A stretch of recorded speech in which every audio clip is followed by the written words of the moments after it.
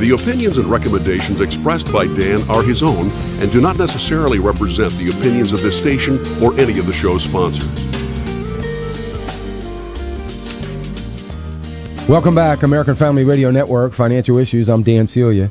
866-300-9298. We've got one line open. I'm not sure why we have the same line open. I'm wondering if something's not wrong with it. Devin, I guess I'm saying that to Devin. Really, that's just really, it's just kind of odd. But anyway, we've had some technical difficulties this morning, so that's why I'm thinking of that. Anyway, 866-300-9298. Let me go to, I was talking to Stephen from Texas. Stephen, here's the thing. So I would really like for you to consider doing something from a permanent income standpoint, with that, unless your pension is such, your income per month is such that you just don't feel like you need any permanent income or any more income, that you're going to be fine between Social Security and pension you're getting. If that's the case, then it's definitely a real easy decision. Go out in February, take the 100% now, roll it over into an IRA. Just be very, very careful, because when you roll that over in an IRA, wherever you roll it, they're going to see dollar signs. They're going to be rubbing their hands together if it's a fair amount of money, because they're going to try to, talk you into a number of different things. So I would just say be very cautious. Go into it with as much discernment as you possibly can. But I would say, if that's the case, then do it in February and take the 100%. Yeah, that amount is about $150,000, and it does not increase in value at all. No longer how long it stays in that account, Gotcha. Because of the way it was set up, transferred from the previous company. Right. Okay. And our expenses are about $52 to $55 a year. And when I retire, I should be about $50,000. Not so including? I do have another 401k and another IRA that are substantially larger. And so I'm looking at what I'm going to have to make up annually is small, right, in comparison. Yeah.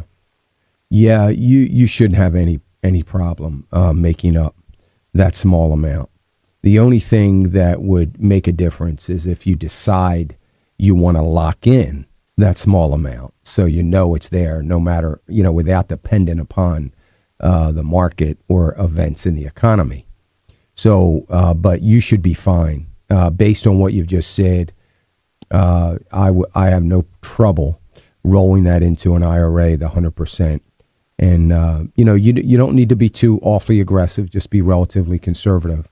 And don't reinvest any income in any of this, because I think you'll find between the other 401k and the other IRA that you have, if you take the approach that I'm not reinvesting any income, I want to get it. I want to get it in my pocket. In other words, send it to me, put it in my money market account so I can use it, one or the other. You'll find that you'll be in, that'll probably make up that difference in income, just that alone. So you can keep the principal working, you keep the principal growing, and you're going to take the dividends in cash. So that would probably, off the top of my head, be a good approach for you, Stephen. My thoughts, exactly. Good. Well, thank you for your call. Have a blessed Thanksgiving, Stephen. I sure appreciate you. Thank you. Let me go to Michael in Oklahoma. Hey, Michael. Hey, good morning, sir. How are you? I'm good. Hey, sir, I just wanted to call real quickly. I think it was outstanding. I don't know what technical problems you're having this morning, but you guys are certainly overcoming them. I always enjoy your show very much.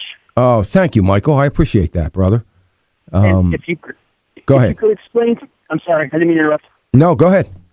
Quick question. Could you explain to me what the difference is, and I'll get off the phone when I ask this, what the difference is between an IRA and a Roth IRA? Okay. Be happy to. Thank you, sir, and I'm going to cut out now. All right. Thanks, Michael. I appreciate the call. Happy Thanksgiving to you. Listen, so the difference is an IRA or a traditional. So there's two types of IRAs. There's a traditional IRA, there's a Roth IRA. The traditional IRA is what we've known for many years. If you put in, $3,000 in a Roth IRA, in a traditional IRA, you get to deduct that from your income when you do your taxes. That $3,000 comes right off the top. So the idea being is that you're putting that money in pre-tax. So you get a little bit of a tax break when you do your taxes. In my case, it usually helps me a great deal, my IRA contributions. It saves me, a fair amount of money in taxes when I do my taxes at the end of the year. So you get a tax deduction. But here's the thing. When you withdraw that money, if it's $50, if it's $100, whatever, when you take any money out of your IRA when you're retired, 100% of the money that you take is taxable to you as income. Because remember, you've never paid income tax on any of that money because you got that deduction off your income for it. So you put $3,000 in your traditional IRA, you made $25,000. So you get to use for your tax base, your taxable income when you file your taxes, you get to use $22,000. Not 25, but 22,000, because you use 3,000 of it for IRA. So you don't get taxed on that. There's no income tax applied to the money you put in your traditional IRA. Same with a 401k. It comes out of your check before the company takes taxes out. So it's the same idea. So the problem is you got to pay tax on it sometimes, so you pay it when you draw it. So when you're retired, everything is taxable. Also, when you're 70 and a half, you have to start withdrawing some money out of it. And you can no longer contribute to it.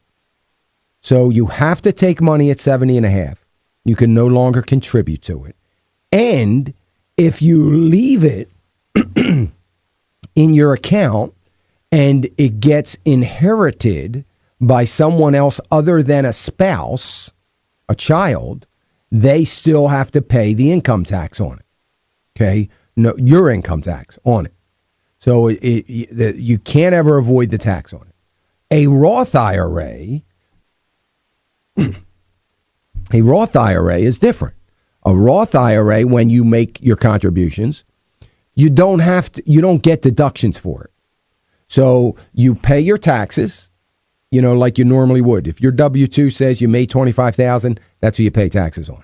There is no tax deduction for a Roth IRA or a Roth 401k. But the difference is the money that it earns, all the money that it earns, is tax-free forever. If you earn $1 million because your stocks went up or your interest rates high and you're making a lot of money, whatever it is, you never, ever have to pay tax on it. You can continue to contribute to it all your life. And you never have to take a withdrawal, and you can continue to contribute to it, and you can pass it down to your children, and they don't have to pay tax on it. So IRA, a traditional IRA, is tax deferred. In other words, you don't have to pay the tax the year you do it, but someday you're going to have to pay taxes. And at least by the time you're 70 and a half, you got to start. Roth IRA is tax-free. Roth is great. It's going to be taken away. The government's got to wake up and say, what are we doing here? Are we out of our mind? We're losing billions of dollars in tax revenue. So I don't suspect Roth IRAs to stay around too long. Now, I would think they would grandfather anybody in that already has one. That's why I've told people, look, if you don't know whether you want a Roth or not, just open up a Roth anyway so you have the account open in case that happens and they grandfather. So that's the difference. I hope that helps you. Great question. Let me go to Kate calling us from Michigan. Hey, Kate. Hi, how are you? Good. Okay, I just have a question of trying not to live out of fear. Do I take $125,000 out of my retirement. My total retirement is $250,000. I'm only 52 years old, and I'd like to pay off my house. I'm completely debt-free with the exception of my house. You still working, Kate? I'm still working. I'm working in a very volatile industry in real estate. Mm-hmm. Here's what I would say to you. I can appreciate where you're coming from, but I would rather you not do that, and I'll tell you why. One is, suppose something happens to your income, or we get into another downturn, something dramatic happens again. You can always pay your mortgage off. The money's there. It's there. It's there today. It'll be there to pay your mortgage off when you get in trouble next month, if you got in trouble. So it's not going anywhere, assuming that it's not too exposed to the market. So you can do that at any time. So I would rather you wait and play, the odds. Let's just say the odds are 50-50 that we go back into a recession, or a depression, we have major troubles in the economy. I would rather you wait it out as long as you can, because my hope would be that you can get, another 8 years and get to 59.5, so you wouldn't have to pay that 10% penalty. Okay. So I would rather you just hang in there, wait as long as you can, see if we can get outside of that penalty, phase. Well, within that 250, I have about 75 or 80 that's liquid cash. That's not within the IRA, but I still count it as my retirement. So I wouldn't be penalized on that portion of it. No, you would still be penalized. I would be? Yes. Okay. If you have that much money, you said it's still in the IRA account. It's just in cash. Well, it's just in an investment. Oh, okay. Oh, okay. I'm sorry. No, you would not have to pay penalty or tax on that. So would you suggest I still keep it there? Well, I would. It's sitting in cash right now. Yeah, I would for now, at least until the middle of the first quarter next year. I might change my mind. But since it's not in, if you said, hey, I've got this 70,000 and, some of it's in stocks and some of it's in bonds and, it's been sitting there, I would probably tell you to leave it there. I wouldn't tell you to get out. But at the same time, I don't want you to put new money in. Not yet. So, yeah, I would leave it where it is. Okay. All right? Okay, thank you. All right, Kate. Thank Happy you. Thanksgiving. Thank you. I sure appreciate it. Same to you. Let me go. Let's see what time it is here. I don't know if we can get Blake in here or not. We can try. I might have to cut you off, Blake. Go ahead. Oh, thanks, Dan. Sure. I'm 37 years old, and my employer doesn't offer any kind of retirement plan or a 401k. I have a Roth IRA, but I'm limited as to what I can contribute each year. So I'm looking for some other retirement vehicle and have been considering something called an indexed universal life insurance policy that sounds to me almost too good to be true. I was wondering if you were familiar with them and if you could give me your opinion on that. Well, it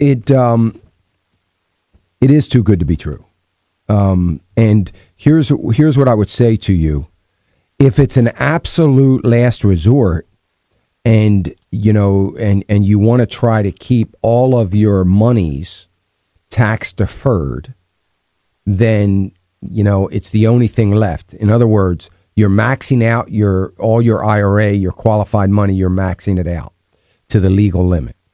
So now you could do something like this and still maintain some sense of tax deferral. And that would be the reason maybe you would do it. I wouldn't do that. I would tell you that if you're in a place where you still have discretionary income that you could save for your retirement, I would tell you to open up an investment account with whatever, E-Trade or TD Ameritrade or somebody. And I would tell you to put your discretionary income in that as a joint account and, do that. I think that's far better. I think you'll be far better off. I always tell people that are listening, I say, look, if you have one of these products, go back and find the policy and pull it out. In the back, there's the illustration that they showed you before you bought it, because legally they have to include it. And take a look at 2013. It's nowhere near where they said it was going to be. So I wouldn't do it. I think if you want an investment, you ought to stick with an investment. Financial Issues, 866-300-9298. We'll be right back.